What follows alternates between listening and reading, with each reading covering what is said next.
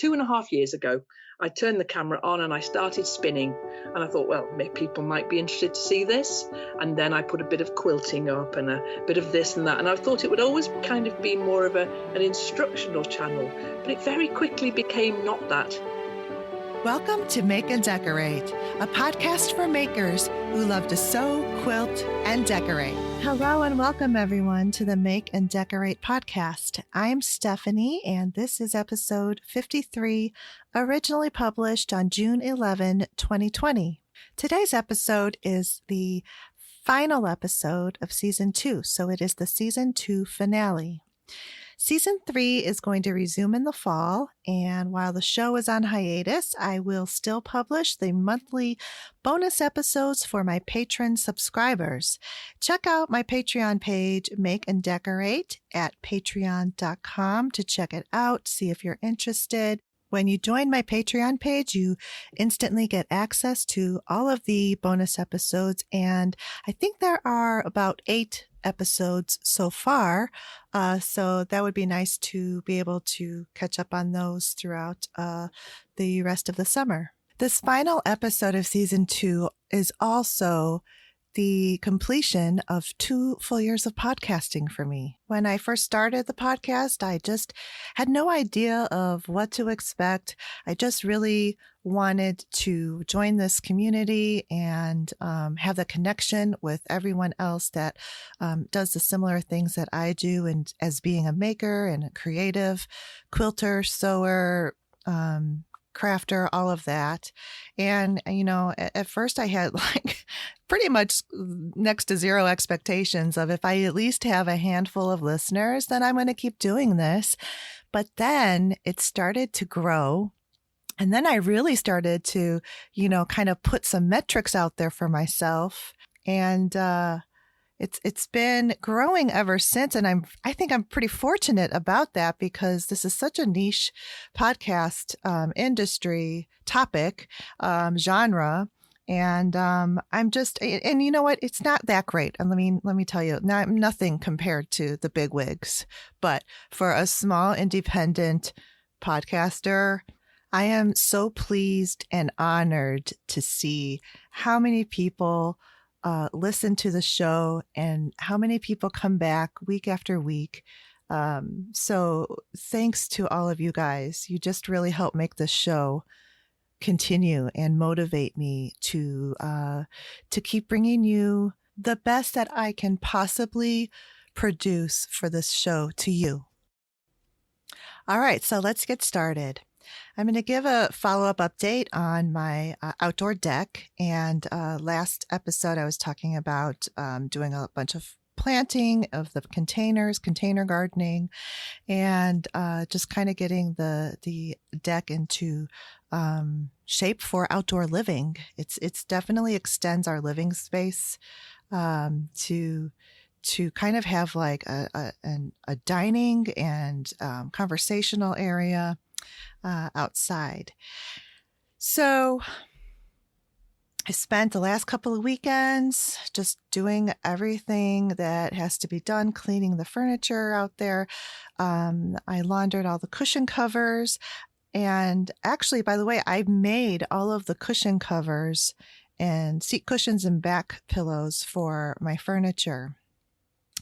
The furniture I have is really nice, and I lucked out on such a deal on this furniture because there's no way that I would probably, you know, put down the dollars that this type of furniture costs.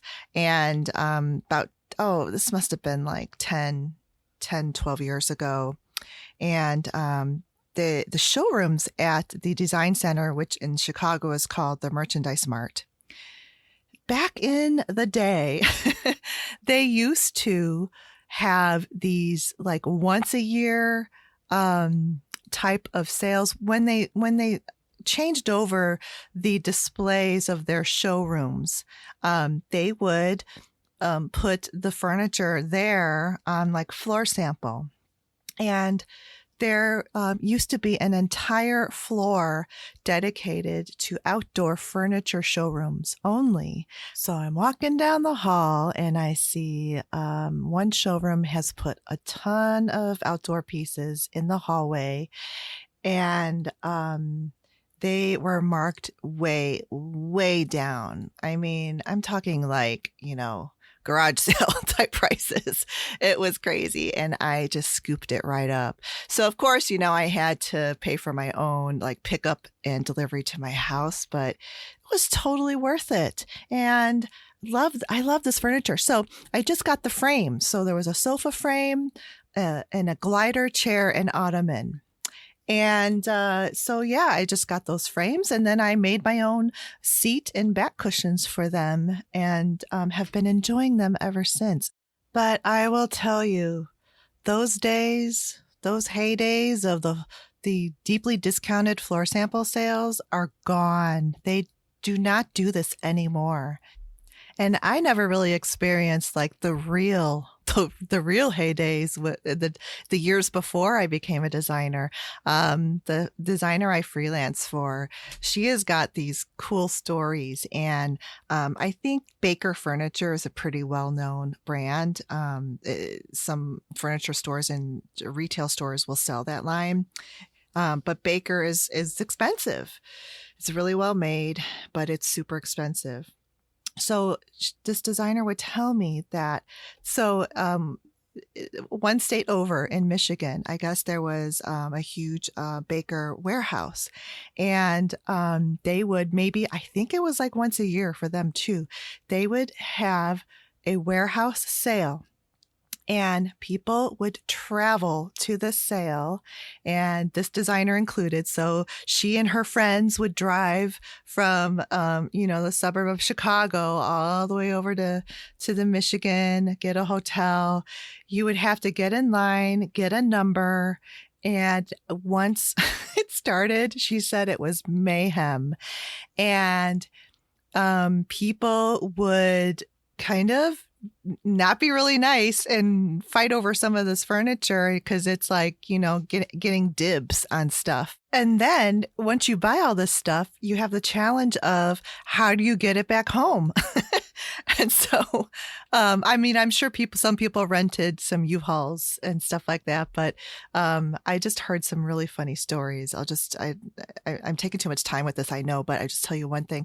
So she would, this designer was telling me that they had this one console table and they tried to fit it in the car and they couldn't. And, it's just like three women trying to like wrangle this console table then on top of the car. And it was just like kind of starting to slide off as they were driving. And it was just like a comedy of errors. And I think like a stranger actually ended up helping them with this. But it's just hilarious because you just know that, like these are treasures and you're going to do whatever you can to secure it and bring it home. And the whole process just ends up being a memorable, funny experience. Those were days before online shopping and having things delivered to your doorstep. I know, I sound so old. I remember as a kid thinking all these adults always saying, oh, back in my day, oh, this is how it was done. Those were the days. And now I find myself saying stuff like that all the time. And then I'm like, what are you doing? Oh my gosh, you have turned into an old, old, old person, which I think I kind of am. So there you go.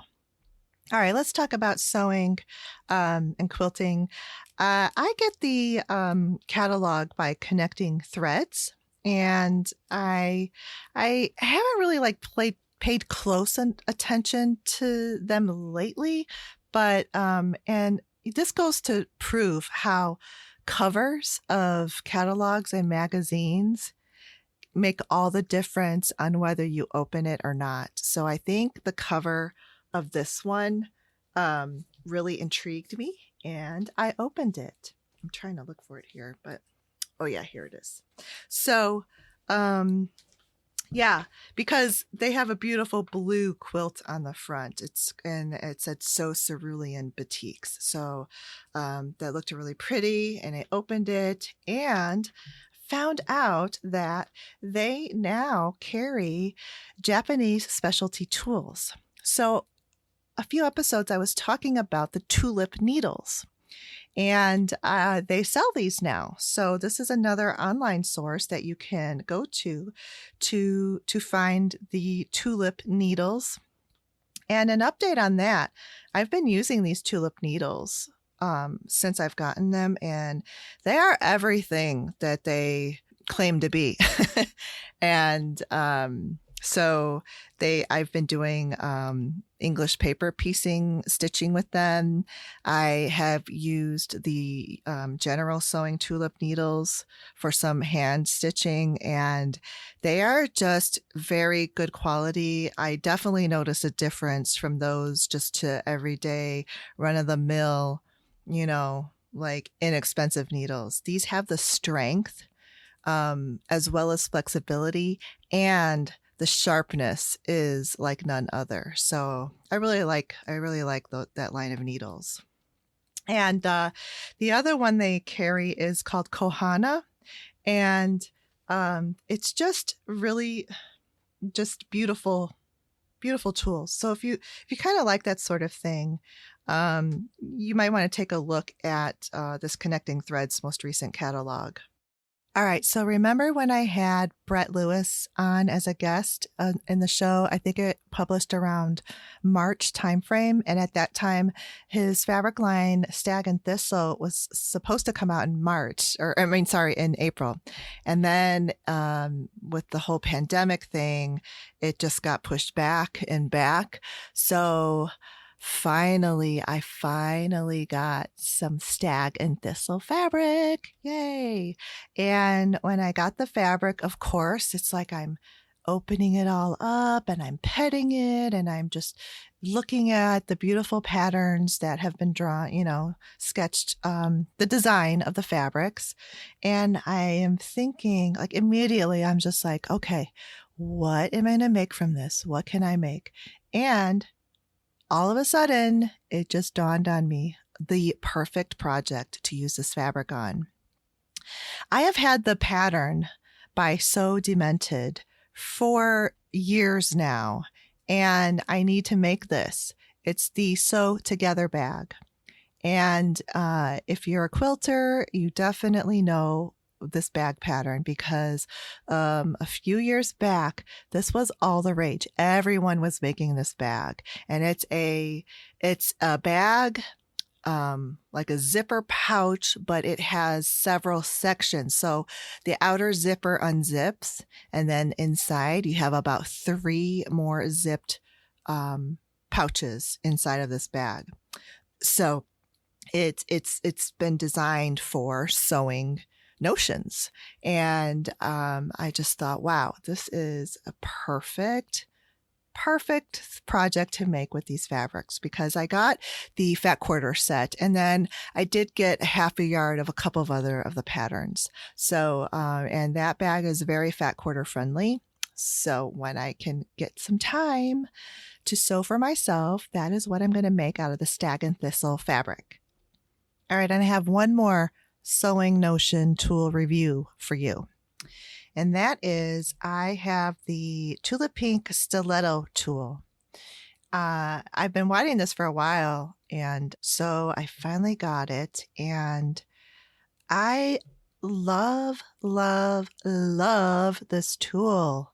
It is, I have tried many stilettos. It's kind of that thing where you just, if you haven't found that perfect kind of fit and form and function tool, for me, I just kind of keep my eye out on what else is out there, and then I'll try something else, especially if it goes on sale. Well, so this one I tried, and I've got it, and I mean, this is one of the best stiletto tools I have ever tried, and I love it. and of course it's beautiful. So this tool just is the best of all worlds. You get the beauty, the form, and the function. So that's ideal. The beauty of it is just that gorgeous kind of a rainbow, or what they call oil slick finish.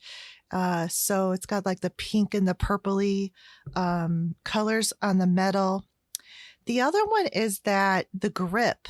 The grip is really good because it's got that. There's a certain name for that grip. It's textured right in the steel. So there's no additional bulky layers of rubber to produce the grip so your fingers don't slip. So I love that because it's built right into the steel. And it's the size of it and the weight is perfect. It's not too big, and the point of the stiletto is extreme. I mean, like, this is a stiletto, and you can guide your fabric all the way up and beyond the sewing machine needle if you really wanted to. So that is really fantastic about this. It's just so comfortable in my hand, and like I said, the weight of it is really great too. So it's funny because even though I have some of these other stiletto tools, what I had generally been using, because it's right there with me at the machine, is my Clover seam ripper. And that actually is a pretty good alternative to use as a stiletto because of the point and its small size fitting in your hand. So, if you don't want to kind of like spend for the Tula Pink Stiletto, you can use your seam ripper just as easily. But anyway, it's not often that you fall in love with a sewing tool or notion as much as I have on this one. And it's very exciting. It's like so fun and exciting when you find something that makes you so happy and it accomplishes what you need it to do.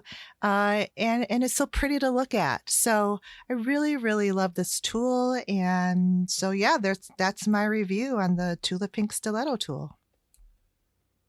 All right. So here we are, the last guest of season 2. And I have to tell you, I am so excited about this guest. Like, you have no idea how excited I am. I absolutely love Kate. My guest is Kate, and she has a YouTube channel called The Last Homely House. And she is easily my favorite YouTube channel of all time. And I am so excited to bring you this conversation. We had such a beautiful and long conversation. And honestly, when we got to the end of it, I had no idea that we had talked for as long as we did, because the conversation was just so easy. And I have to tell you, that is one of the things about Kate's YouTube channel that is so wonderful, because that's what it feels like when you watch her videos. You feel like she is talking to you. She's conversing with you. You're her friend. You guys are quilting together. You like to cook and to sew and to garden. I mean, I just can't say enough about Kate and the Last Homely House YouTube channel. And I'm so thrilled and honored that I had the opportunity to chat with her and have her on my show. So we recorded this episode in early April, just to give you kind of like a time perspective on it. And stay tuned to the very, very end, because I have a little funny outtake clip that I think you might enjoy, and it's at the very end. So be sure to stay and listen for that. Okay, so my guest today is Kate from the Last Homely House East of the Sea, and this is a YouTube channel, and I would probably say hands down my absolute favorite YouTube channel. So welcome, Kate. Thank you. That's really kind of you to say that. And thank you very much for talking to me today. I am so happy to have you. I've just been looking forward to this for the longest time, and I'm so glad you said yes. Yeah, absolutely, I would, of course. But I'm going to just tell you how I found you. So I started watching your channel maybe like a year and a half, 2 years ago, and I was doing a search for Liberty fabric videos. I love Liberty. Mm-hmm. And there you were. And then you were piecing together, I think, a trip around the world quilt or something. And then from then on, I think I must have watched like 10 videos in a row then after that. It was just fantastic. I loved it. And I just think that you have a very natural and easy way to your videos, and they're comforting, and especially now. So like at the start of your videos, I don't know if you still do it, but you always used to say, "Hello, YouTube." And hello, YouTube friends. Yes, hello, YouTube friends. And I would say, "Hello, Kate. What are we going to?" I would talk back to you, like you can hear me. Like I say, "What are we going to do today, Kate?" And then you say, "Today we're going out to the garden." Yeah. So. Yeah, it's great. And I have a lot of similarities with you because I do a lot of the same things you do, multiple crafts and gardening and that sort of thing. And I think that's what I'm finding is that we are all really interested in many, many things. You know, if someone says, "Oh, what is it you do?" I haven't got one thing that I like to do. I wake up that morning and think, "Oh, what do I fancy doing today?" And if the weather's good, it's gardening. Or if there's an amazing piece of fabric on the design board, it'll be sewing. Or it's sock knitting. Or it's writing. There's many, many, many different things I like to do. And I think that what I've found with the Lost Homely House is that I've connected with people like you, who also find a great interest in how do you put that together, or how does that craft work, or will this be something that will inspire me? And you know, we've all got craft supplies tucked away in little corners, haven't we? Yes. And unfinished projects under the bed. We've all got them. I know we have. Yes. And it's because we've got a curiosity. And I think the Last Homely House, I've found many, many people who share that curiosity of materials and process. Yes, definitely. And on your channel description, you say you like to share all the things you love to do in the north of England. And you say a glorious celebration of my simple life. And I think that is a perfect description of your channel. And it's what I love so much about your channel. Your simple life to me is luxurious, simple, luxurious, because I am the antithesis of where you live, and I'm urban and in a city, and I crave what I see on your channel. And I think that by accident that I'm providing people a little glimpse into a little piece of paradise. I know that where I live is really, really lovely. And my life wasn't always like this. I drove away and went to a busy job, and I had young children, and I did all the things that, you know, those busy things, living life pretty much in the fast lane. But then just lately, these past few years, I've been able to move over into the slow lane and just take notice more. That my children are all grown up. I live here on my own, and I don't go to work any longer because I'm old enough not to. And I really relish the chance then to spend my days in this simple. It's about simplicity. It really is. It's about slowing right down and noticing. It doesn't matter how long something takes to do. It absolutely doesn't. If it takes 3 days to do something, that's fine. I'll really just enjoy that process. And almost like the end product is secondary. It's the process of doing. And you can tell that you love it, which is also really nice and appealing to see. And it just transports me into another world. And the landscape, there's just the rolling hills. There's like, it is beautiful. And I love that a few videos, especially, you show this countryside, and you were walking along some pasture, and then you came up and there was this really old stone like fence wall thing. And well, Stephanie, it's really amazed. interesting to hear you say that, because I've lived here for 34 years now, and I pretty much take it for granted. I don't take it for granted, but it's very normal for me. Sure. And it was only when I started getting comments saying, oh, look at that dry stone wall, or, oh, my word, look at those amazing trees. And people were really wanting to see what was going on outside. Yes. And so I thought, I suppose I should do more outdoor videos. And so I try now. I mean, I posted one to the channel a couple of days ago where I just walked literally around the dam where I live. I live next to a big 14-acre lake. I just walked around it and showed people pictures of the goose swimming in the lake and all of that. And I don't think I realized just how much people were going to enjoy that aspect of things.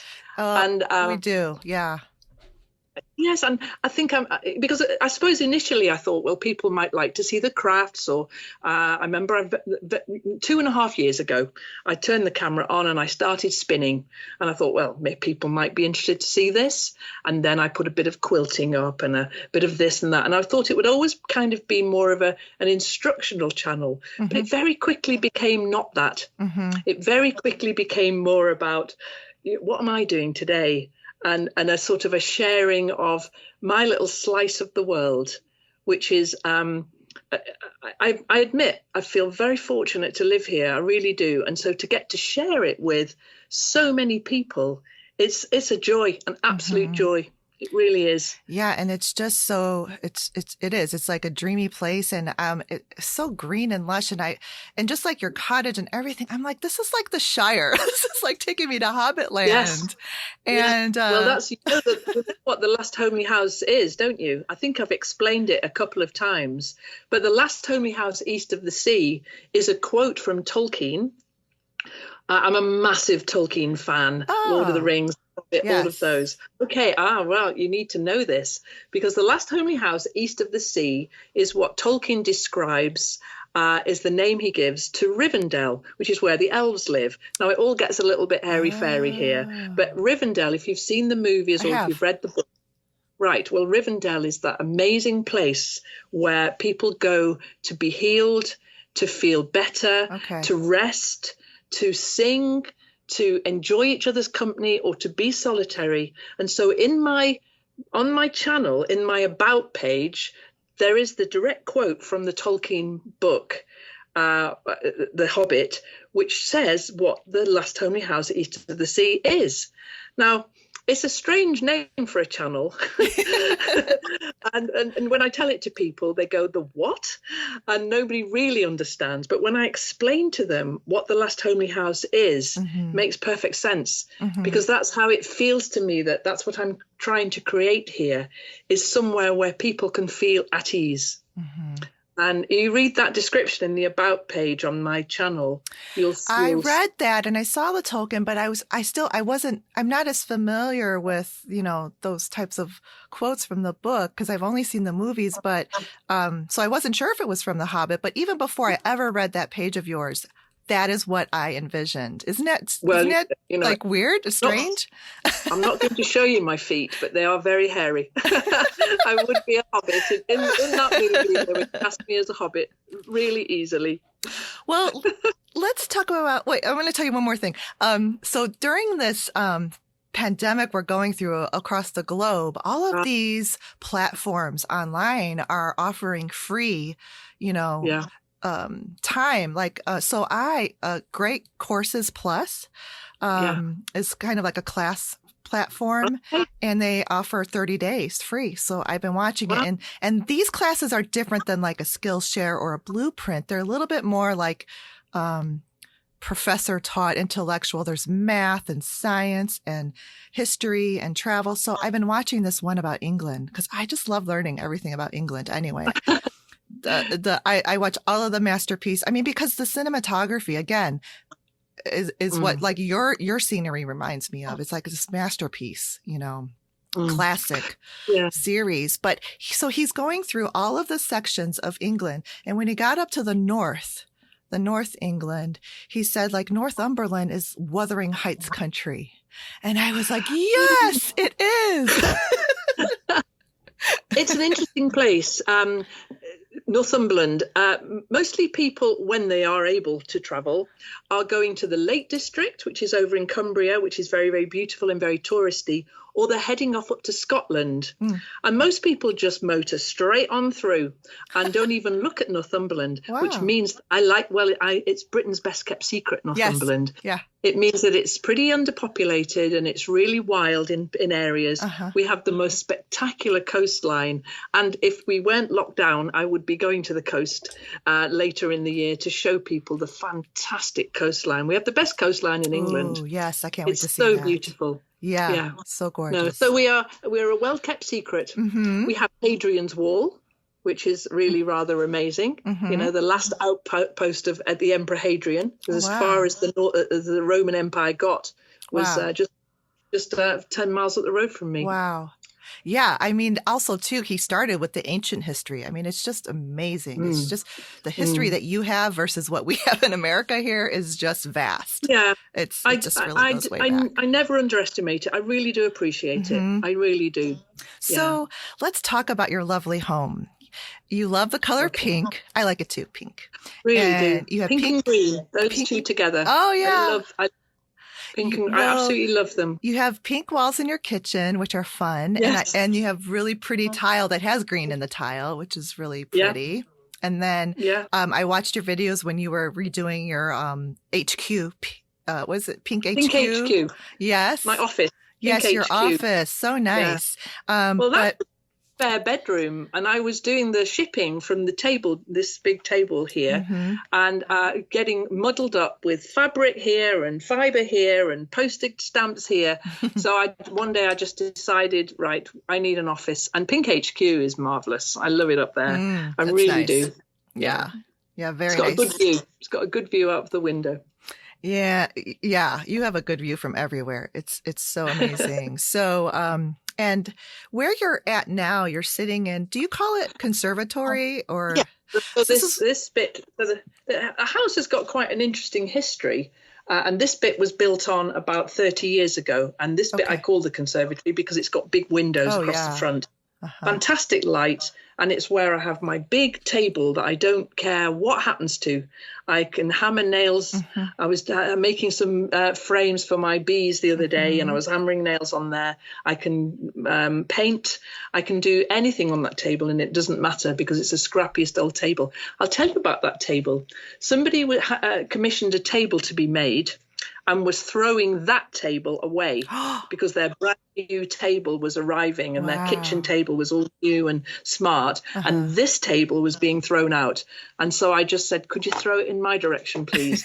And it's been the basis of everything I do. It's fantastic. So, I call this the conservatory. I have the big design wall on the back here, which is really just a couple of sheets of polystyrene from the builders merchants covered over with that stuff that lines curtains.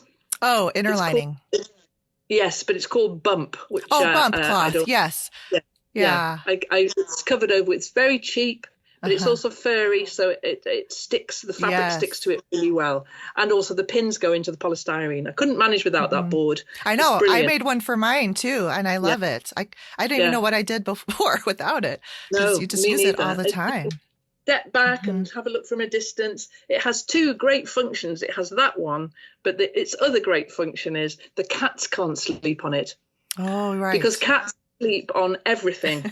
Everything I lay on the table, I have to either cover it up or hang it up on the board. Okay. Because otherwise there'll be one of these four cats asleep on it. Oh, man. So, I love that huge table, and you have just beautiful light that comes in there. And it faces south, so I get great light. Okay, yeah. And in that room too, you have these beautiful curtains that you made. Yes, the curtain. They are made from this what's called a postage stamp block.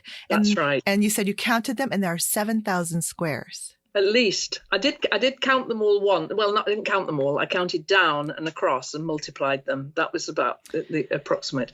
But shall I tell you how those curtains came about, Stephanie? Yes. Okay.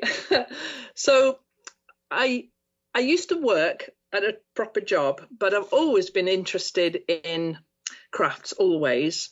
And when I was easing out of work and easing into working for myself, I started teaching all sorts of different crafts. And one of the courses that I taught was an absolute beginner's guide to patchwork, to quilting. And I would teach 5 or 6 people at a time in a studio that's about 14 miles from here. A friend of mine has a fantastic studio space, and she would cook all the food and I would teach, and we would do these little courses.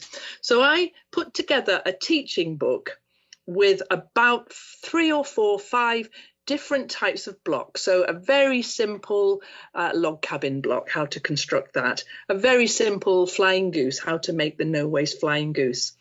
And I would make little samples for each of them. So I made a small block of postage stamp quilt, maybe, I don't know, 10 by 20, something like that, of the 1.5 to 2-inch squares. And I wanted to see how it looked from a distance, so I stuck it up in the window. I just stuck it up with a bit of tape in the window and stepped back. I thought, that looks nice. That would look nice as curtains. Yes. Well, once I'd had that thought, I couldn't not have it.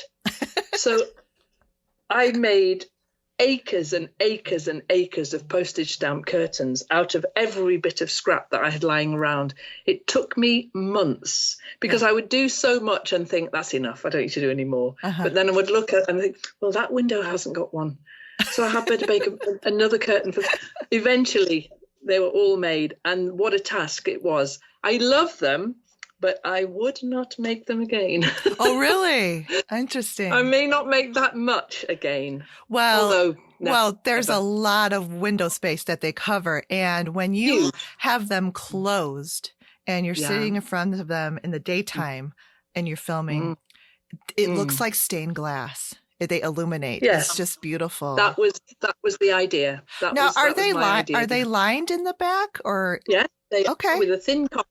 Yeah, just a thin cotton. That's why. Just to give it a bit more substance, really. Yeah. Right. So I made the piece and I just put just like making a duvet cover, I guess. I just sewed all the way around it, turned it inside out, and then I put the hooks across the top. Right. It was simple, very, very simple. Yeah, but it just really makes a statement and an impact, and it just is so cheery and happy. Like I would love to walk into that room and see that color every day. Yeah.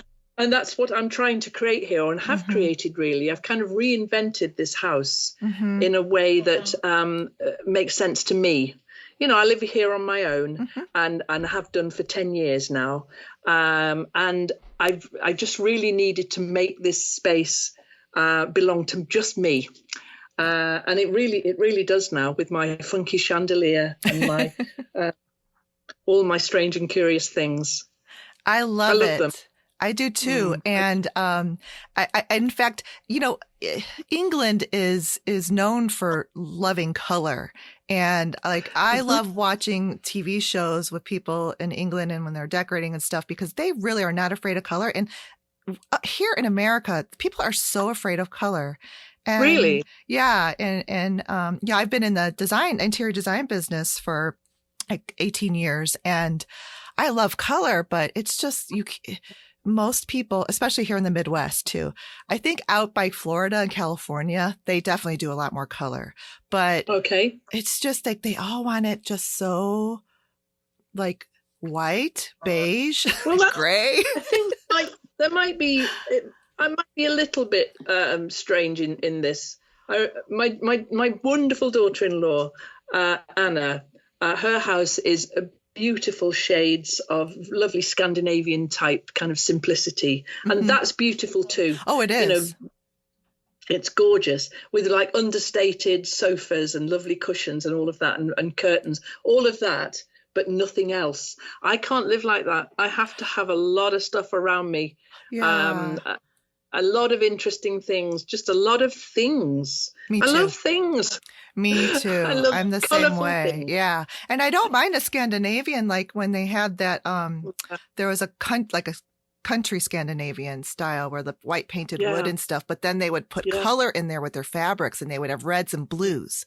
Really pretty. mixed with their whites. Yes. Mm-hmm. And I think maybe just do what you like. Yeah. I think, people say, oh, your colours are so bold. And I say, well, it was just a tin of paint. When you put it on the wall, you hate it. You can always put another one over the top of it. Yeah. And because I tell you, I painted the walls pink and stood back and looked at them. And I thought, that's not pink enough. It was too pale. Oh, too pale. So, so about 6 months later, I got a different shade of pink and did it again. And now it's the right. Yeah. Now it was too light. It looks nice. It's a nice pink. Yeah. Mm-hmm. So definitely a girl's house. But it's fun and it's very lovely and I love it. And I did want to backtrack a little bit because you said that you started as a sort of like a instructional videos and it hasn't become that. But I do love the instructional videos because you did teach how to do the postage stamp blocks and then you taught a few other things. I think I've pasted myself into a corner here because what the channel seems to have become, and especially now in these, how we've been talking for so long without mentioning the terrible global situation. It's a terrible time for us all at the moment. Mm-hmm. And I began a few weeks ago just making these little checking in with people. Are you okay? You're doing fine? All of that. And my little taking care videos, which have taken off in a way that I could never have anticipated. People, you talk about that, the people who are offering instructional videos for free, like your lecturers and so on. I think there's such a lot of, the response has been from content creators has been, let's do some uplifting, some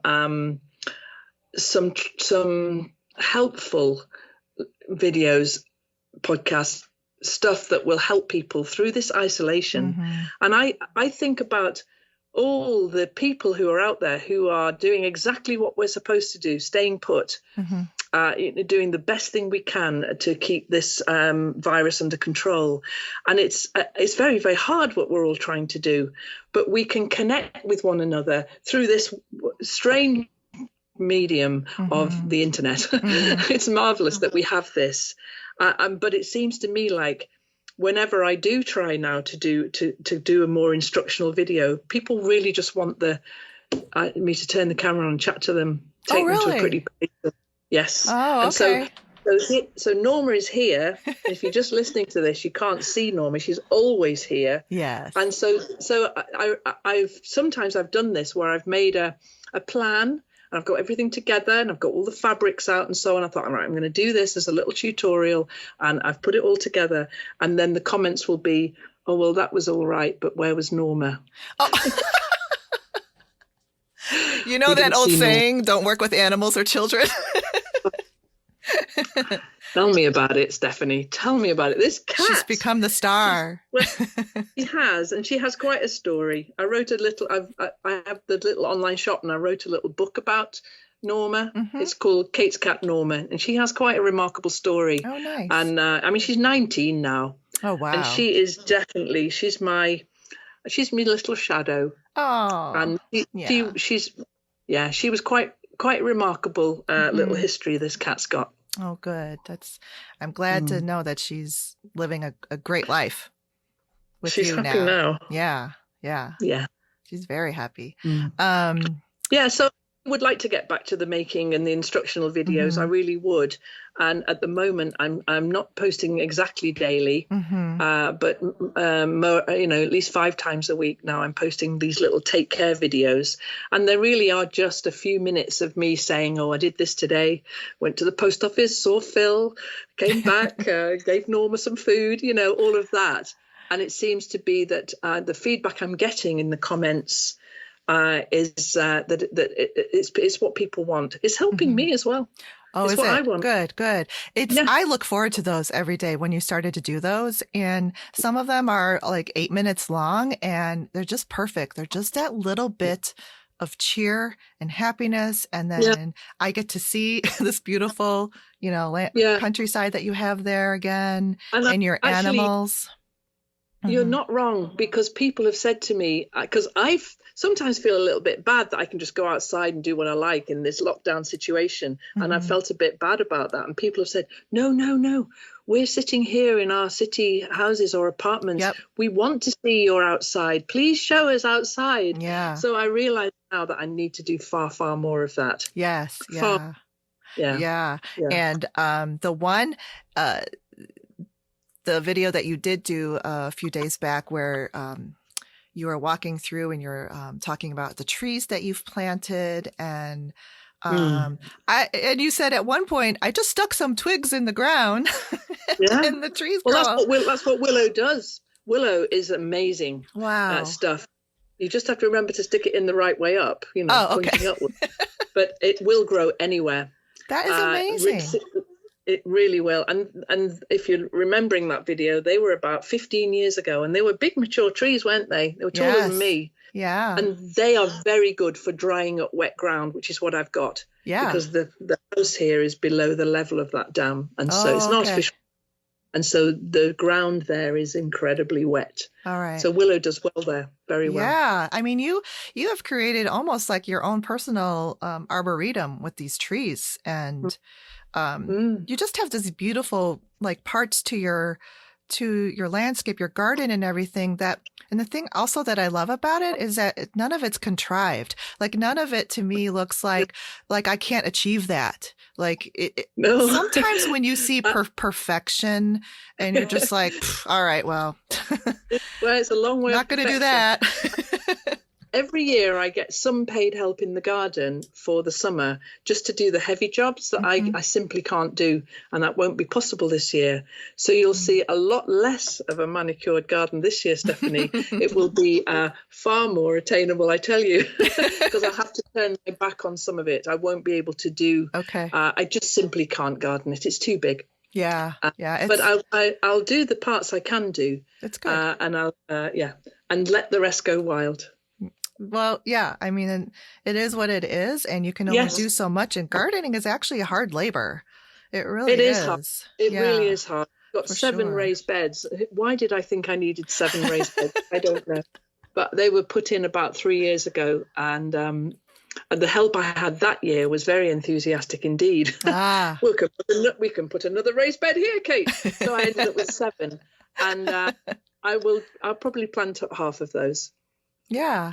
Or you could just toss in some wildflower seeds in the ones you're not using. That's right. And I was looking yesterday at wwhere I did do exactly that along the fence line, and they're all coming back now, which is really great. Yeah, I love that. Love it. Yeah. And the bit where the willow was, what I call the front woods here, I never garden that ever. I just leave that to do what it likes. It's probably 4 acres maybe. And it doesn't belong to me, it belongs to the farm, but nobody can do anything with it. I mean, my situation here is I rent this cottage on the farm. I don't farm, I just live here, but I do know all the farm people. I mean, there's no one living here at the moment. So I have this piece of land I'm custodian of, but I don't do anything with it. And every year, there's a pair of deer actually live in the front here and have one little baby deer.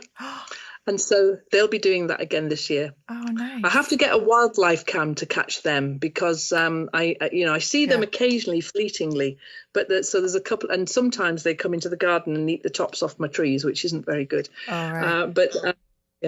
But no, I love thinking about what might be living down there all by itself. I love that.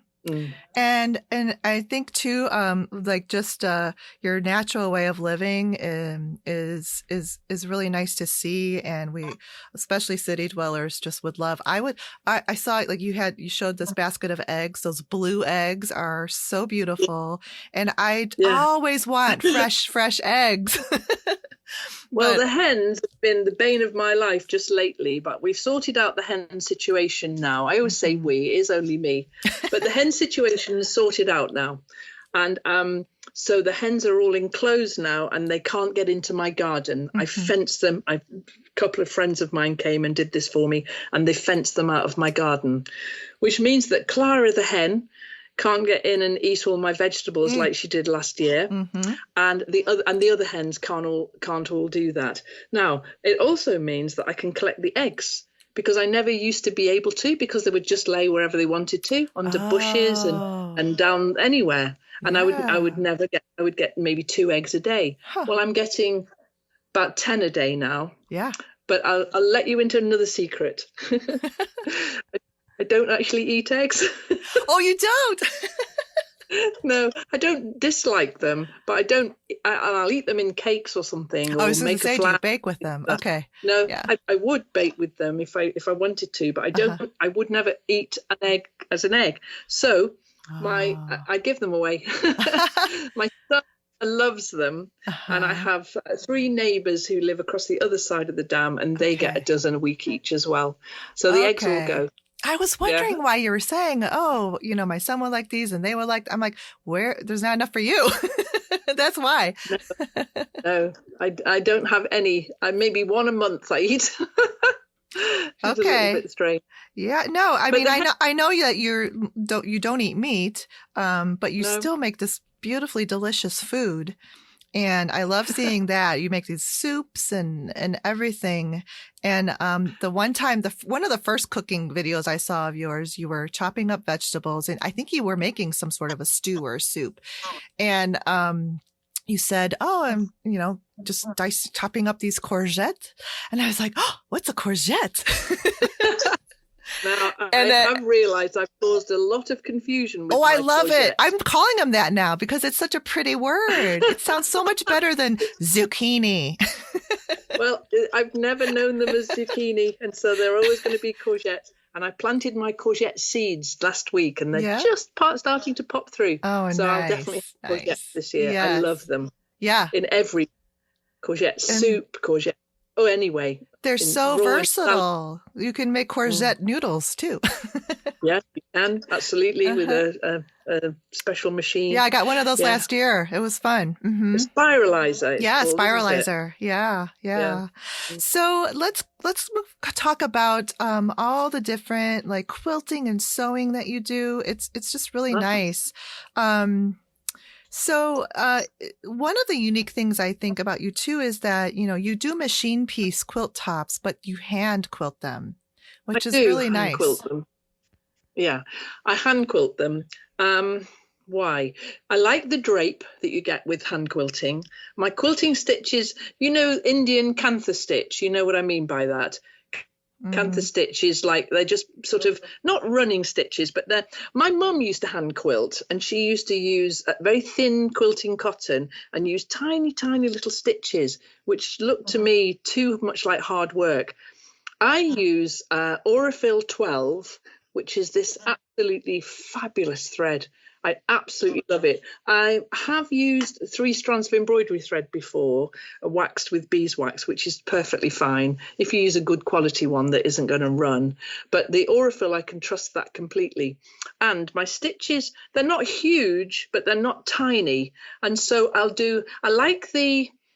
when I get to that stage, when I've got the quilt sandwich ready and I've got the idea in my head about how I want to quilt this, that's almost my favorite bit of quilting, because I'll get an audio book on or a box set of Elementary or something on the computer here, and I will stitch with my little pink clover thimble, which is...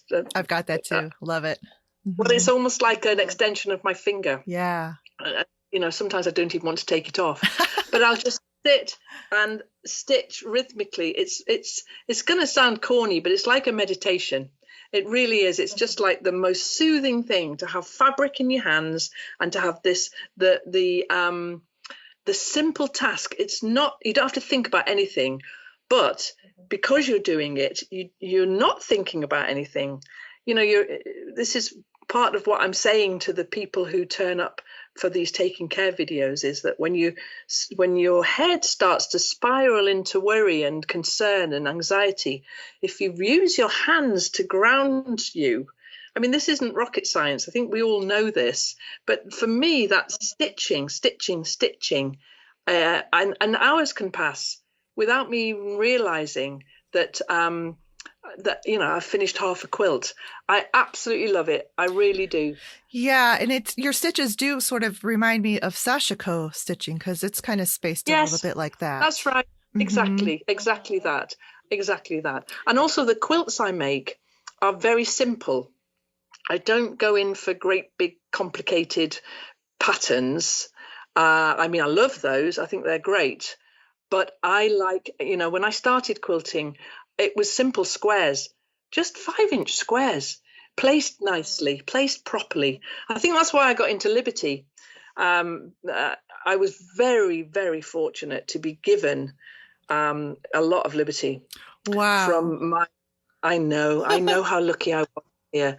My mum had a friend who was an amazing quilter, and she was quite a classy woman. She really was. She only had really, really great quality things. And when she was downsizing, and she moved to a tiny little house from a huge house when she was widowed, and she just had to get rid of stuff. And Mum would say to me, my mum died 2.5 years ago, but my dad's still going strong. But my mum would say they lived 2.5 hours, 3 hours away. Kathleen's been, I'd say, has she? She's left some things for you in the spare room.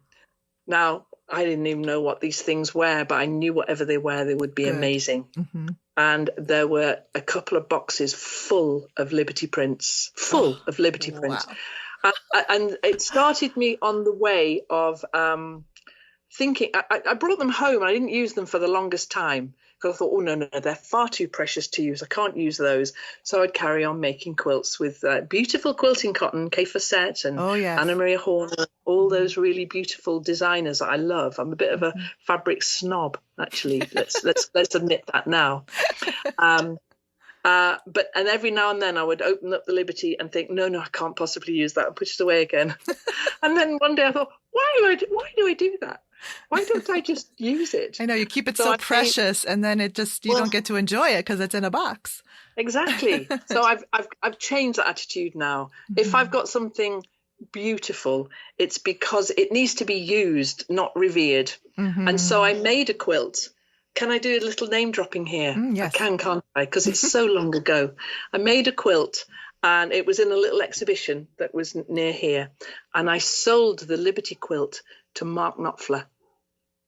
Who is it? I don't know. Knopfler. Okay. Dire Straits.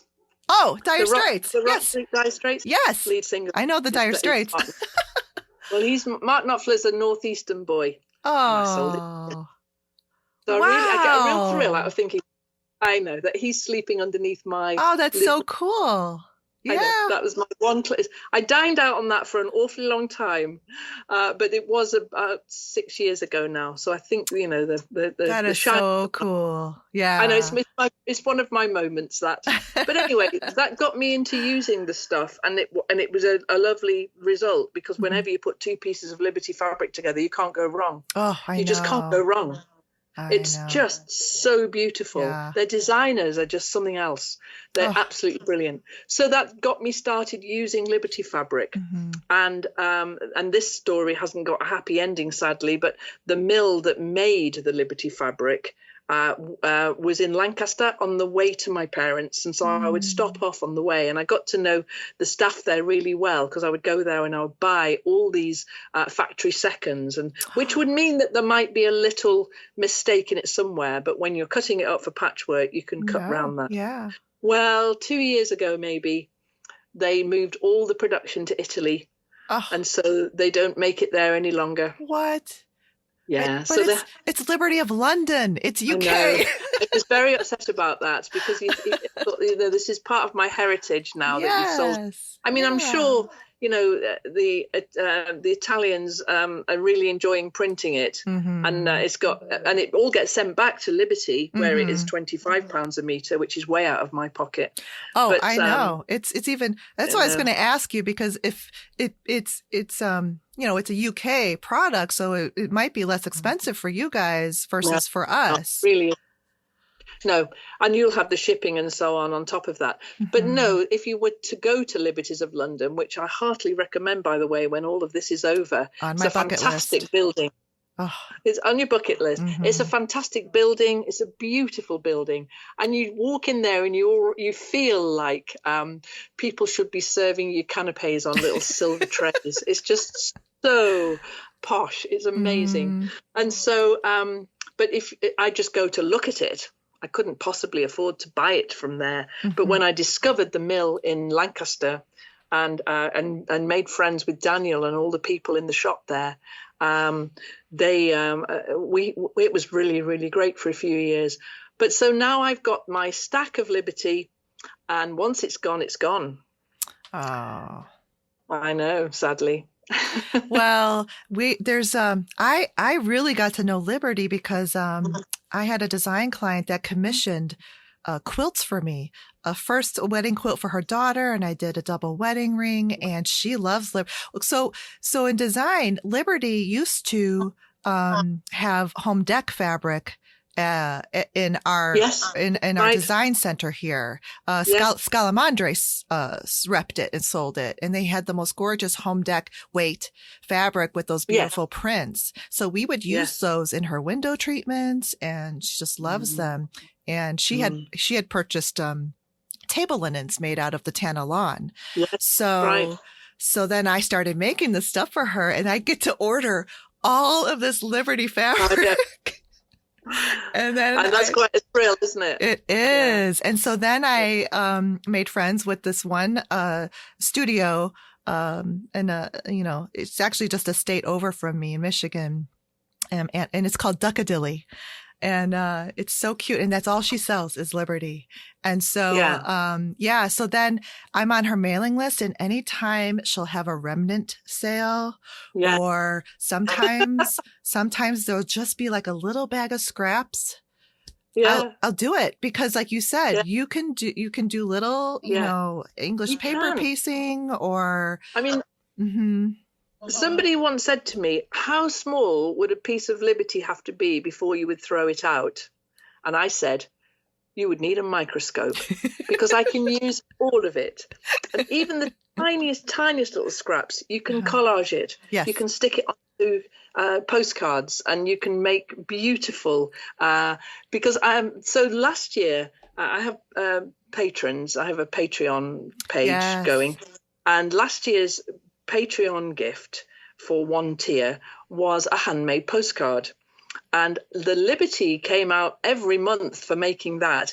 They were all moon themed, and so there'll be some sort of moon quote and then some sort of moon represented there, and then all these beautiful bits of Liberty making the landscape or making the sky or whatever. I had the best time, and I used loads and loads and loads of my tiny little scraps. So get your microscope out, don't throw any bit away. No. Yeah, no. And I made those wedding quilts, and the little when there were little pieces left over, like this one quilt where there were a lot of flying geese units, and then you had those little extra triangles. They went into a Ziploc bag. I still have it, so I'm like, I'm gonna do something with this. It's not going in the trash. Right above my head here, I've got a jam jar full of all those little tails that I cut off my flying goose. It's all up there. I love it. Thieves, all the blue ones in this jar and the pink ones in this jar. Oh, cool! Very cool. So, then you also did, which was really cool. I just have to note this for my listeners, and they can go find the video. I'll put a link to this video on my podcast page. But you did an EPP stuffed dog. Yes, I did. Oh, it wasn't my person. Yeah. No, but it was just. It's great, isn't it? Yes. Isn't it brilliant? I have to make that. I must have made that dog 20 times for various babies throughout the years. That looks good in Liberty too. Yeah.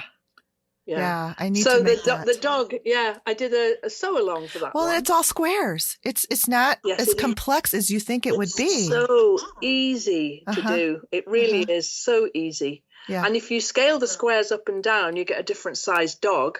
So, a 2-inch square will make quite a big dog. But if you just take it down to 1.5 inches, it makes quite a nice sort of tuck it under your arm sort of dog. Oh, yeah. Perfect for little kids. Mm-hmm. I made one for Agnes. So she has one. Oh, yay. My granddaughter. Yeah. So yeah, and that's another type of sewing that you do.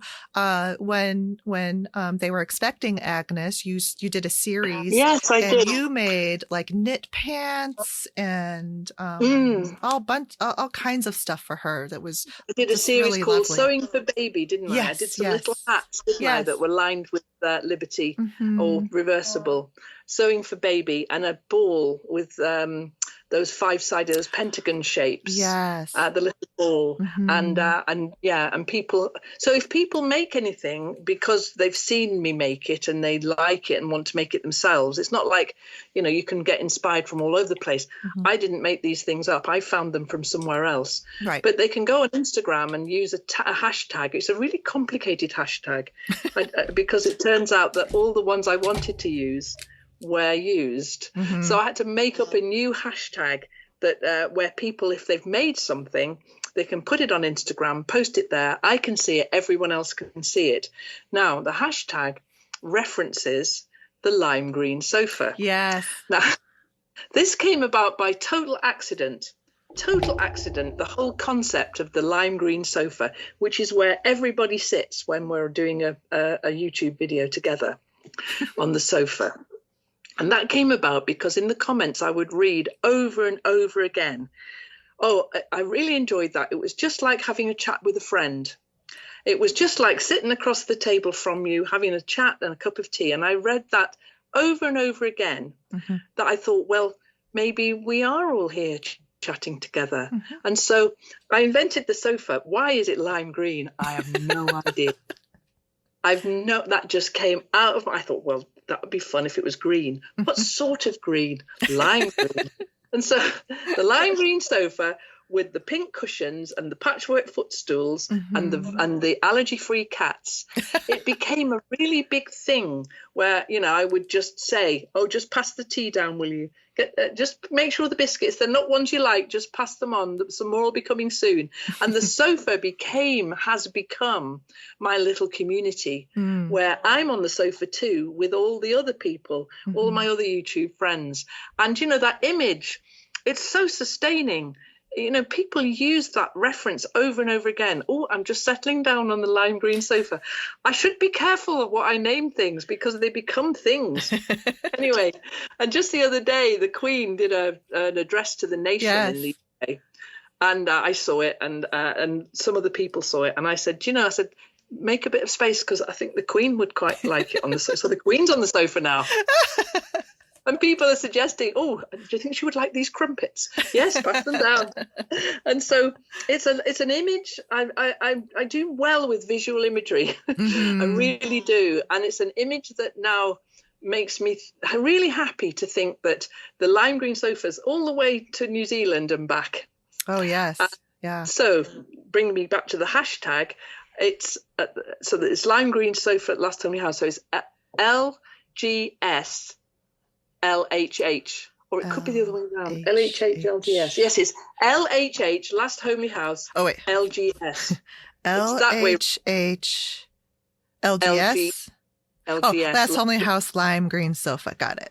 So, I should be really careful before I start naming things because they become things. But that's a fun name, lime green sofa. That's fun. Yeah. So that's your hashtag. We'll definitely make sure that's out in the show notes and so too. If people watch something, I mean, even if they don't, I think the reason why I've asked people to use that hashtag is in the comments people would say, oh, I'm making a quilt for my granddaughter, or I'm making this today, or I've just finished knitting a hat. And I think, well, what does it look like? You can see my knitting. Well, let me look at yours. So the hashtag. The first day I launched it, I have terrible insomnia. And so I went online at 3 a.m. and I thought, I just wonder if anyone's using that hashtag. Well, it was full of pictures and pictures and pictures of people's gardening, people's cooking, people's making. The whole idea of getting into your hands, the making part, it just put a massive smile on my insomniac face at 3 o'clock in the morning. It was brilliant. I love it. So yeah, share stuff because it's as I say when I remember to and get the chance to. I don't know anything more than anyone else, I've stuck the camera on and I'm filming myself doing it. It's a bit narcissistic in a way, but I'm just doing this. Yes. Well, it is really, I mean, my friends think I'm round the bend, what is he? What? And my kids in the early days, my kids were like, what's Mum doing? What's she doing? He's got a YouTube channel. Why? But actually, the more successful it's become, and especially as Patreon has grown as well, I get help from all my kids now. You do, yeah. And they make appearances on your videos, which is fun. Well, John does. John's really fine about that. He's my son, my middle son, and he's got no worries at all about, because mostly people do feel a little bit awkward about being on camera. And girl Rita doesn't mind either being on camera. I had to, differentiate because of cat Rita. Right. My son met Rita after I'd named the cat. Oh, okay. And so it was very confusing. I'd say, Rita, get off the sofa. And Rita would be, what? So it's cat Rita when she's around, and girl Rita as well. Rita. Okay. So girl Rita doesn't mind a bit being, she does videos with me, but unfortunately she lives in Canada. Oh, okay. You recently made a trip over there. I did. It was my son's birthday, and I did a spontaneous trip to see my son Owen for his birthday. Owen works in film, and he's got a lot of incredible skills on manipulating images digitally. And so for the patrons, I have the zine that I make, and I do all the writing for the zine, and Rita does all the editing. And Owen messes about with the pictures so that there's let's see, if there's a spread of where the pictures all have to look really gorgeous. Yes. Then Owen will make that happen. Oh, wow. How nice. And then before the lockdown, Anna was doing lots of my photography. John pins things. Yes, he was pinning the maps. Well, when he can, he does. Right. And then Martha, my daughter, and her partner Adam, I write this, but they do all the edit and all the illustrations on another of the Patreon rewards, which is called Stories from the Last Homely House Kitchen, which is, and I'll show you the one, my favorite. Well, if you're listening to this, you can't see. Sorry about that. But this is all the pictures of my daughter draws all of these line drawings, and then I do some writing, which is all stories from the kitchen. They may be recipes, or they may be more like just funny anecdotes or whatever. Very nice. So all of my kids help me to do that, and still mostly can. Anna can't do the photography anymore or the edits, but she'll get back to that when this is over. But she's been invaluable in help. She helped me enormously when we did the Advent videos. Love those. Let's talk about that. So you did, it's leading up to Christmas, Advent videos every day for 24 days, right? Yes, that's right. And those were great.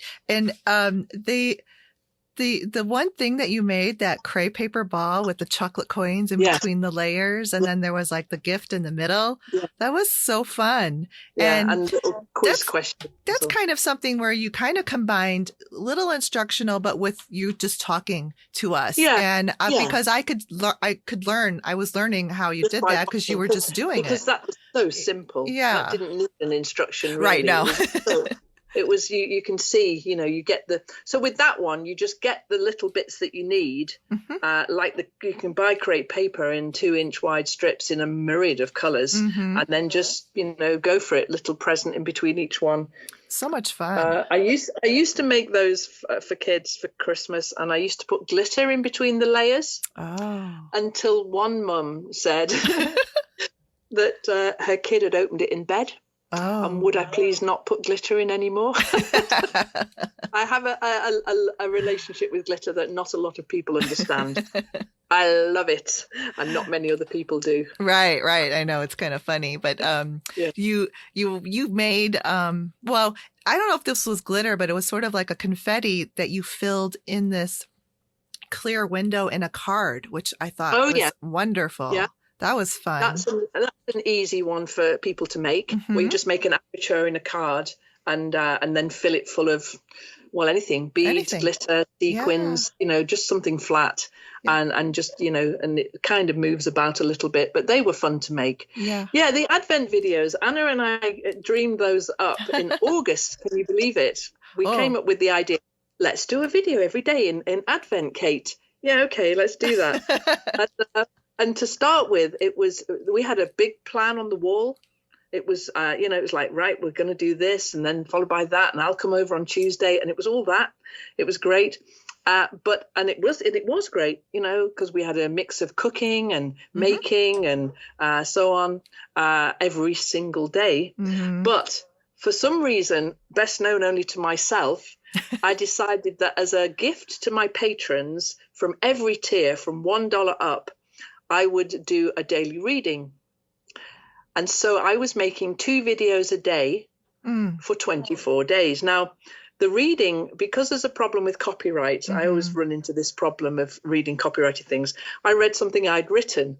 So I gave myself permission to read it. And I read my New Zealand journal and did stories and anecdotes and photographs of the time that I went to New Zealand, which was an amazing trip. Oh, nice. I can't believe it was 7 years ago, but it was.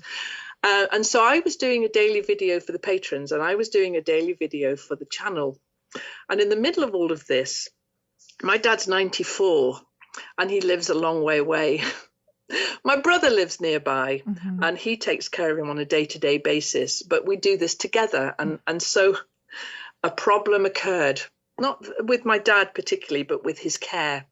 So in the middle of all of this, I had to drive down to where my dad lives and help sort that out and carry on posting daily videos. And it was a very difficult time in my life. So I've decided ever make 2 videos a day again, ever. Right. Which is why when I'm doing my little taking care videos, there will never be one on the day that I post to Patreon because I'm making their video. They get a video every week and a live stream and readings and so on, and for the Patreon page. And so I'll always be missing when on the main channel when I'm doing that, just to keep my sanity. Oh yeah, absolutely. It is so much work. And I started a Patreon page back in September, and I knew, well, I've been podcasting for about almost 2 years now. And the first year I did it almost the entire year round. And then I was getting burnt out.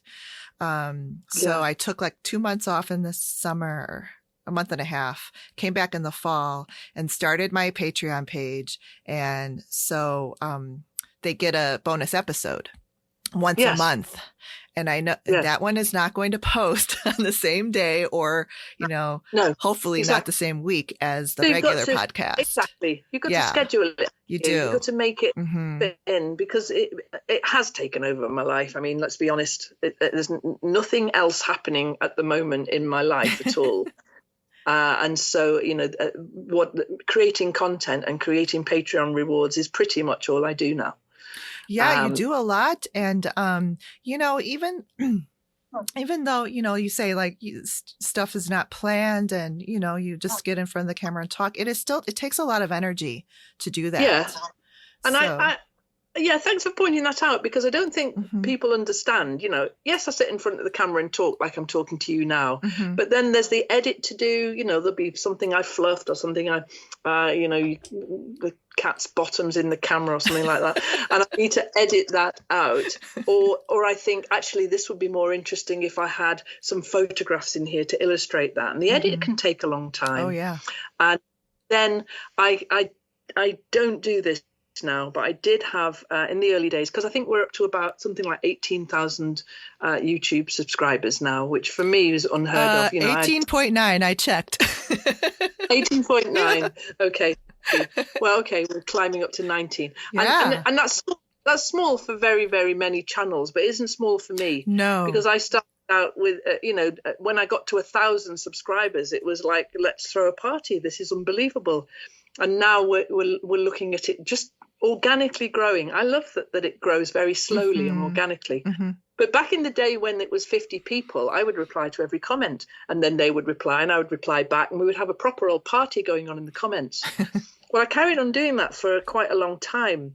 And then one day I sat down to answer comments, and 6 hours later I got up. I thought, hang on a minute, Kate, you can't do this. Oh. And I was being told by, Anna and Girl Rita and Martha and all my beautiful relatives, you can't do this, Mum. So, and I can't. And I feel really sad about that because, people take the care to comment, to firstly watch the video, which is amazing that people want to do that and connect in that way. And then they make a lovely, lovely comment. And all I can do with it is read it and scoot on. I can give it maybe a heart. And sometimes, it even takes me too long to do that. And I feel incredibly sad about that, which is why in the videos I say, go in the comments, read the comments, support one another, get on that lime green sofa, pass down the biscuits. It's why I'm trying to create community. Because as I said earlier, what I'm doing is nothing more special than what everyone else is doing. And what I'm mindful of is that there is this sort of and I'm doing this for you rather than I'm doing this for us. And I mind that, Stephanie. I really do. I mind that. And I don't know how people who've got much bigger YouTube channels than me, how they cope with that. Have you got any ideas about how to do that? Well, just what I've seen from the bigger channels that I've followed, when they get to that 100,000 on up, or even sooner than that, they have help. They have to get help then. Yeah. And then it just doesn't, that's where you just kind of have to decide, do I really want this to become monster of an empire, or do I want to keep this kind of small and intimate, which I prefer small and intimate. And when I started watching your channel, it was only a couple thousand subscribers, and I loved it. And I'm I found this little gem, and but it's funny because I watch it on my TV through Apple TV, so I don't get to do the comments as I'm watching it. I can do the thumbs up all the time, but then so I have to cognizant. I've only gone on there maybe once or twice to do a comment, but when you started talking about the lime green sofa, I went there and I started reading people's comments and conversations with each other, and it was amazing. It was just really... It is, isn't it? Yeah. It really is. It really is special. I think that, all credit to all of them, because I think what the people who do find me, however they find me, they've found somebody who thinks like them, who does like them. They knit socks, or they garden, or they've got a cat, or they're my age, and and I'm worried what their hair's going to look like at the end of this lockdown. I'm really worried about that, Stephanie. It's a mess. And so I think I find that the comments they're so sincere. Yes. And so to start thinking about, I'm tiny compared with some of the other channels you're talking about, employing people to manage that. I watched that lovely girl, Katie, who has the soap channel, Royalty Soaps. Do you watch her? Oh, no. I will. Oh, she's a laugh. She really is. She Royalty absolutely Soaps? Yeah, Royalty Soaps. Okay. And so she makes soap, and you would think, well, how interesting is that? Really interesting, actually. I love her. She's just got such a bright, buzzy energy. She's in her 20s, and she just bounces around like a bee in a jar. She's amazing. And so she has thousands of followers, thousands of comments, and she has people who manage her. Right. And I look at her, I think, she has to have, because she's running a business. It's, she posts her stuff, it sells out in 3 hours, all of that. So she's successful in that way. If that's how you're judging success, then in her world, she's very successful, and good for her. I think she's amazing. And her brother Kenny, who's also a bit of a twit. I like them both. She's the oldest of 10 kids, and good luck to her mum. Whoa. I know. Her mum's amazing. I'm the oldest of 6, and I thought that was a lot. Yeah. I'm the youngest of 3. Oh, you're the baby. Yes, I am. Yeah. And so she has, and other YouTube channels I watch have people who manage them. And I'm thinking, I wonder what that would be like. And I have help. I couldn't do any of the stuff I do on Patreon without Rita, Girl Rita, Cat Rita sometimes, but Girl Rita mostly, and without John and Anna and Martha and Adam and Owen and Rita, I really couldn't. I couldn't do it without them. I've wondered that because you show stuff like this is going out for the patrons and you're making all this stuff. And I'm like, how does she do all of this? I just, because you I do write a lot. it. I write it because I like to write. And so I write these little observations and these whatever I write, and then Rita makes it look fantastic because she's got these online editing skills which I simply haven't got, and Adam has got I write the stories from the Last Homely House kitchen and I write them and I send it to him as a Word document, and what I get back is Martha's beautifully illustrated it and Adam's laid it out so that it looks stunning. Yeah. And I am pleased with how that's going. And so that's the sort of help I have. But no, I don't have any help because for me on the channel's not monetized. So the channel is for free. There's no income at all from the channel. We've had conversations, Rita and I, about whether or if we should monetize, and at the moment there doesn't seem to be a need to do so. And so it isn't generating me income. I don't know if people know that. I mean, they must know because they haven't got to skip ads at the beginning. I do, yes. It's because the other channels that you watch, every 5 minutes it'll pop off to an ad and you're just like, oh, here we go again. So your videos are very nice to watch because you get the beginning to the end. Exactly. And when I'm watching it, I hate that. And so I think, I respect my lot more than that. I want them to enjoy being here and I'm not going to put people through that. And so the monetizing hasn't happened and I can't see when or how it would. It may do. Well, it may be we get crazy numbers where it would be crazy not to. Exactly. But for now, it just feels like I hate ads so much. Why would I impose ads on all these people sitting on the lime green sofa? Right. And you said it. It really is becomes advantageous when you get to a certain crazy number of subscribers. But the other thing I think too is that you're doing is very smart. And what they actually I belong to this Craft Industry Alliance, a professional organization for people in the craft industry. And they say a lot. You should not rely upon stuff like that, like affiliates and that. No, what you want to do is you bring people to your website, to your shop. And that's what you're doing. You're bringing people to your shop. And if people want to go and shop in my shop, they can. It's their choice. And if people want to support me on Patreon, it's their choice. And on Patreon, I feel really okay about that because I'm giving something back in return. Yes. It's not like it's not just like here's $1. Well, the dollar tier is like thanks very much. Yes. But once we get to $5, there are gifts back. There's rewards back for every tier. And so it feels to me like a proper exchange and one that they're choosing to do rather than having imposed on them. So it feels to me like monetizing's a long way off, or if it's there at all. Right. And Oh, you've got one of my little pin cushions. I love it. Oh my gosh. Oh, that's really cool. Yeah. So that's pottery. Can I tell you how much I'm missing pottery? I was going to ask you about it because I'm like, I hope she's still going to do pottery because I love it. I will, but I can't go because that's right. You can't go to your studio. Can't go anywhere. It's, to shop for groceries or to the pharmacy. I can't go anywhere. Yeah. So for the listeners, I held up. I ordered from Kate's shop, and she makes this beautiful pottery, and it's a little small bowl, I would say, and she hand painted dots on it, and it was glazed really pretty. And then on the top, she filled it with stuffing in Liberty fabric, and it's a pin cushion. It is so beautiful. I'll put a picture of this on the show notes just so listeners can see.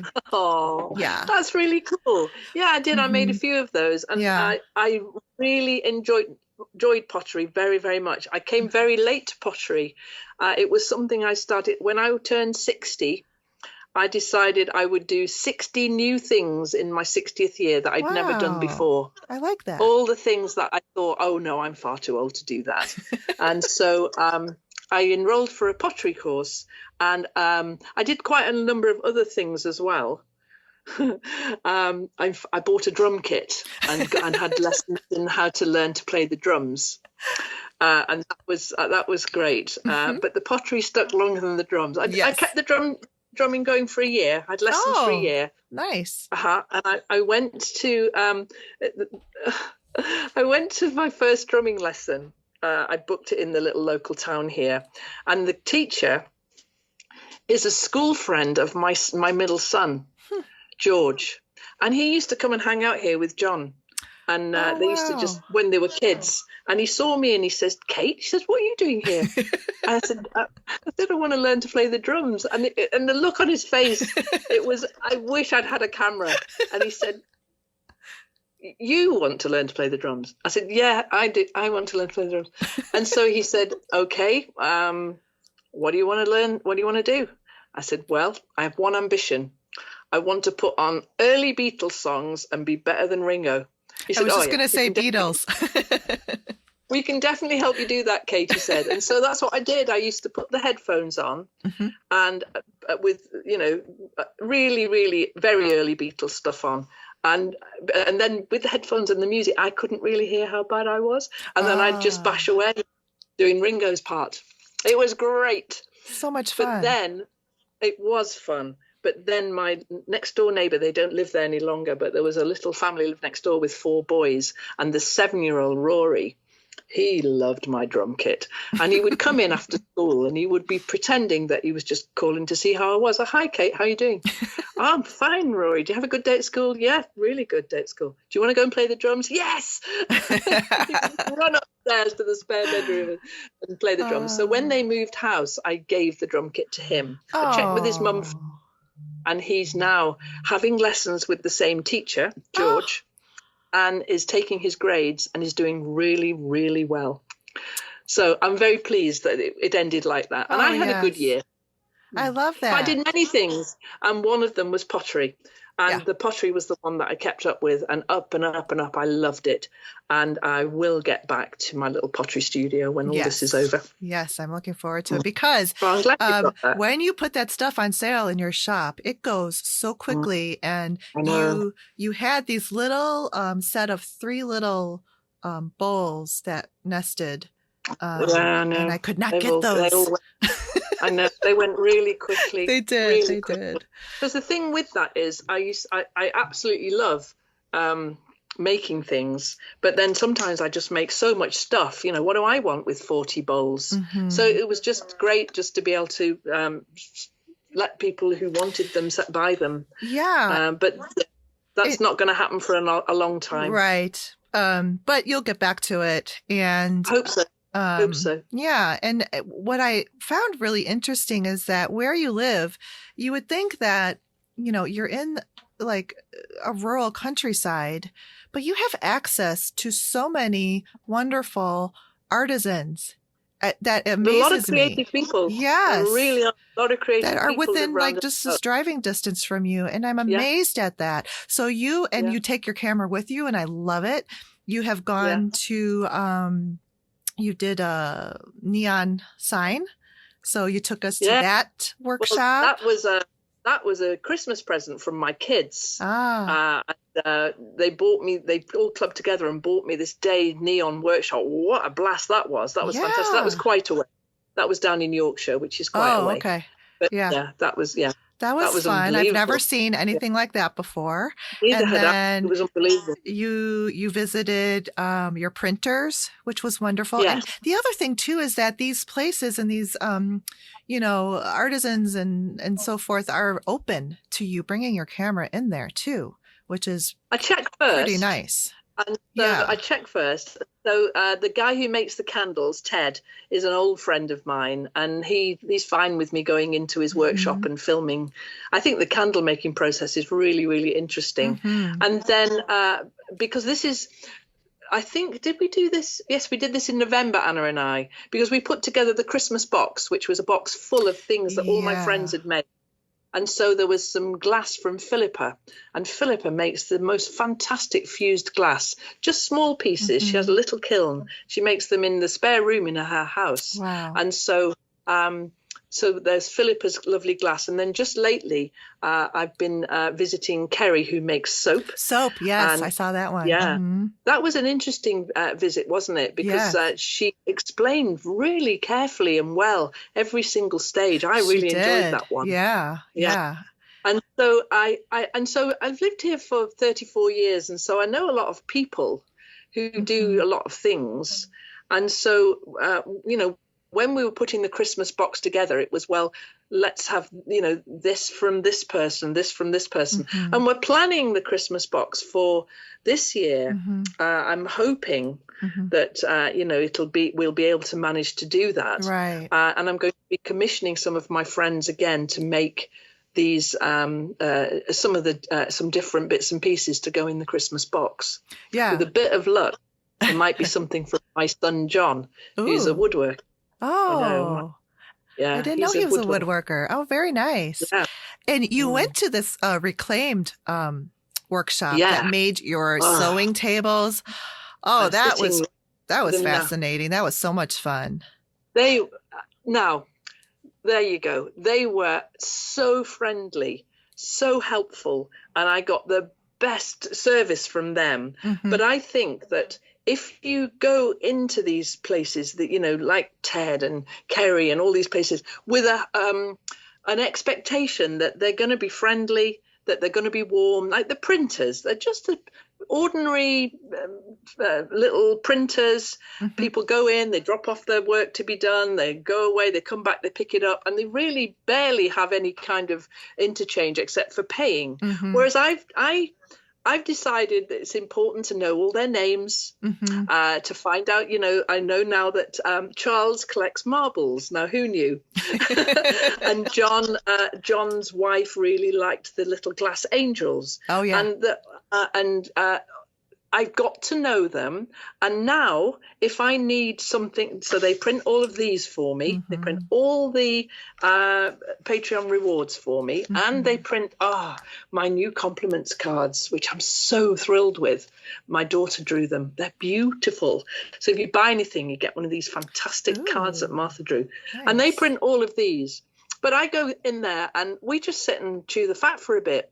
And so when I say, can I come and film them binding the calendar? Because I make a calendar every year. Of course you can, Kate. And I go, and I think the more willing you are to meet people on their own turf, on their home ground. And I guess I'm happy to do that. Yeah, I'm happy to just make that extra effort. Right. So maybe that it comes back to, having worked all my working life as a midwife, you've got to step into someone else's space very quickly and become very comfortable and familiar with who they are and what they want. And I used to enjoy that part of it. I used to enjoy getting to know people like that. And now here in splendid isolation, I don't know people in that way. Right. But I think I still try to build that connection, maybe. I'm just thinking of this right now, that connection that makes people feel like that I am really interested in them. That's what all the hashtags are all about and all the comments and everything. Well, I am interested. Yeah, I think that you have accomplished that because of all the comments that you get. Yeah. And all of the interaction. I really like it. I really like it. Yeah. Well, I was going to ask you if there are any new things coming up this year, but you said that you're working on a new box and a new calendar. There'll be a Christmas box at Christmas time, and there will be another calendar. This will be the third year of the calendar. This year's Patreon rewards are all set. There'll be new ones in 2020. Girl Rita's thinking about that even now, bless her. She's amazing. And the distance is nothing because we talk like this. She's in Canada. I'm here. I just have to remember that she's not awake until dinner time. Yes. Yeah? Because the time here now is 5:30. What time is it for you? It's 11:30. Exactly. In the morning. So I've got to check 6 out hours, a good 6 hours. Yeah. that she's awake and had breakfast before I start talking to her. Right. But yeah, absolutely. Yeah, but it still works. It still works. That communication still. That's really wonderful. It's pretty special that you have so many family members that love to contribute and work with you on this. 3 kids. Just 3 kids, and their 3 partners, who I think of as my other 3 kids. Yeah, but that's 6 people that are helping you, and they each bring a different set of skills that they can contribute. That's wonderful. I wrote the editorial for one of the zines the other day, and I was just thanking them all. I said, none of this would happen without, and I named them all. And I said, so I'm really grateful to them all. And I said, and Agnes, she'll be given a job when she's older, but right now she's our head of cute. She is. Oh, she's head of cute. You've had her on I've seen her on at least one video, and she's so cute. Yeah. Martha and Adam, they're quite private people, so I don't put her out on the internet very much. Yeah. But yesterday was her half birthday. Oh, she was 6 months old, and so there may be a picture of Agnes on the video tonight. Oh, I love it. So nice. Well, Kate, I just have had so much fun chatting with you. Yes, me too. And, so have I. It's just so much fun, and I'm very grateful to have this opportunity that I could have you on my show. Good. So keep making your beautiful videos, and like I said. Before, you are my favorite channel, hands down, and you're not paying me to say this. Well, you're sweet. You're very, very sweet. You really are. Thank you very much indeed. Thank you. It makes me feel very proud. It really does. Well, whatever it is I've created here, it's and I get told this on a daily basis. It's somehow it's filling a need for someone, and that makes me feel like I've found my purpose. Oh, I love that. It's wonderful. Well, then I will wish you happy isolation, I guess. I don't know. Well, take your spot on the lime green sofa. I will. I'll be passing down the custard cream soon. Mm-hmm. And you can have one or not, just pass it along. Okay. And the cats are very happy to have so many knees to sit on down there. Oh yeah, I love your cats. And you one more thing. You did you were knitting these dishcloths, and I don't knit, but 3 weeks ago I actually did get sick, and I just had to stay in bed. And I'm watching you, and then I watched a bunch of other videos. I ordered knitting needles, ordered the yarn, and I made my first dishcloth, and now I'm on my second one, all inspired by you. And that's because you spend time in your hands, and even though you might have been feeling a bit sick and a bit low, I'm glad to see you looking better now. Yes. But it can lift your mood. It really can lift your mood. The simple act of putting 2 pieces of fabric together, or 2 bits of 2 knitting needles and or a crochet, whatever, it can definitely lift your mood. And you end up with a dishcloth at the end of it. Absolutely. So everybody wins. Yeah. And, like you would probably be the same, like creative people. I just need to have something creative to do. I can't just sit there and watch TV all day long. No, I really can't. And so that's why there's always knitting or hexagons by the TV. Right. There's knitting here, so that sometimes I by the computer, because sometimes I watch in YouTube videos or editing or whatever I'm doing. So there's a bit of knitting here, but there's within reach. There's always something. Yeah. It's wonderful. And more often than not, there's a cat asleep on top of it, which is a little bit disappointing. Love your cat. You've been absolutely lovely. Thank you very much indeed. Thank you. I've really enjoyed Thank you. And hopefully I can talk to you again maybe next year. Yeah, absolutely. And see what we're up to then. Okay. Yeah. Bye-bye. Thank you so much, Stephanie. Bye. Bye. And we can't have any show without Norma. No, not at all. I know them all. Norma, Rita. The one. Go on. The white one with the patches. What's her name? Starts with a P, right? Prudence. Prudence. I did it. Well done. One more. Rita? Did I say Rita? Norma? Prudence? Norma, Rita and Prudence, and there's one more. Well, she's another Beatles song. Rocky is the outdoor one, right? So that's not him. Yep. What is the number? Sadie. Sadie, that's right. Oh. You never see Sadie. You never see That's Sadie. why. That's why. I'm trying to never see her. Yes. Oh, well done for knowing some of them anyway. I'm very impressed. Well, thank you. Thanks for listening to the Make and Decorate podcast. The podcast is produced, recorded, and edited by Stephanie Socha. Until next time, have a great day. Bye.